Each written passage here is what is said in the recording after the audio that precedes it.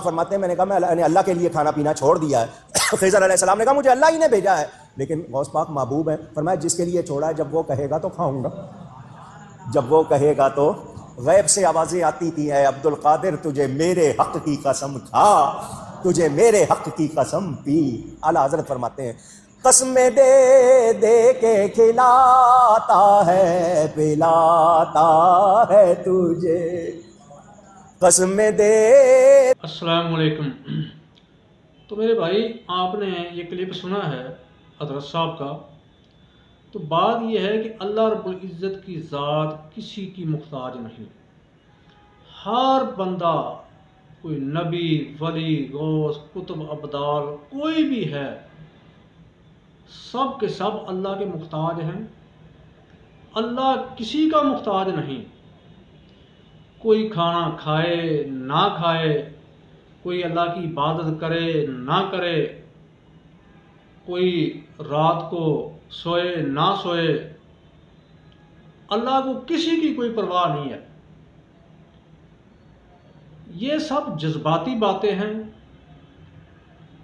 لوگوں کو اس طرح کی جھوٹی کہانیاں سٹوریاں سنا کر صرف ان سے پیسہ اکٹھا کرنے کا ذریعہ ہے، پیسہ اکٹھا کرنے کا سبب ہے، اور اس میں کوئی سچائی نہیں، کوئی صداقت نہیں۔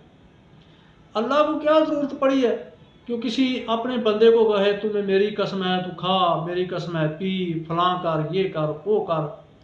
کیا اس طرح کی بات کسی نبی سے بھی ثابت ہے کہ اللہ رب العزت نے کسی نبی کو کہا ہو کہ تمہیں میری قسم ہے تو کھانا کھا، پانی پی، یہ کر، وہ کر؟ تو یہ وہ باتیں ہیں کہ جو جذباتی جملے ہیں، کیونکہ ظاہری بات ہے یہ لوگ قرآن حدیث تو بیان نہیں کرتے، اور وہ بیچارے قرآن حدیث کیسے بیان کریں، کہاں سے بیان کریں؟ تو انہوں نے ممبروں پہ بیٹھ کر اپنی عوام کو کچھ نہ کچھ تو بتانا ہوتا ہے نا، کچھ نہ کچھ تو ان کو بتانا ہوتا ہے کہ ہمارے پاس بھی کوئی چیز ہے۔ تو وہ پھر بیٹھ کے نا اس طرح کی باتیں بتاتے ہیں، اس طرح کی سٹوریاں سنا کے عوام کو یعنی کہ جذباتی کرتے ہیں، پھر ان سے پیسے بٹورتے ہیں، پیسے۔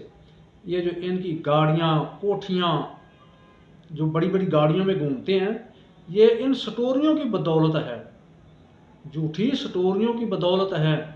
اگر خالص توحید اللہ کی بیان کی جائے نا، قرآن و سنت بیان کیا جائے، عقیدہ توحید بیان کی جائے، تو لوگ تو 1 روپیہ نہیں دیتے، بلکہ بیان کرنے والوں کو الٹا تکلیفیں برداشت کرنی پڑتی ہیں، اس کے لیے مشکلات کھڑی ہو جاتی ہیں کہ اللہ کی توحید بیان کر رہا ہے۔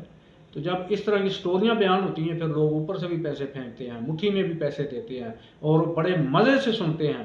جیسے پہلے وقتوں میں جب یہ ٹی وی، وی سی آر، اس طرح کی چیزیں نہیں تھی نا، تو گھر کے جو بڑے ہوتے تھے، وہ بڑی نانی دادی، وہ اس طرح کی بچوں کو باتیں بتاتی تھی، سٹوریاں سناتی تھی، وہ پھر بچے بڑے شوق سے سنتے تھے، ٹھیک ہے؟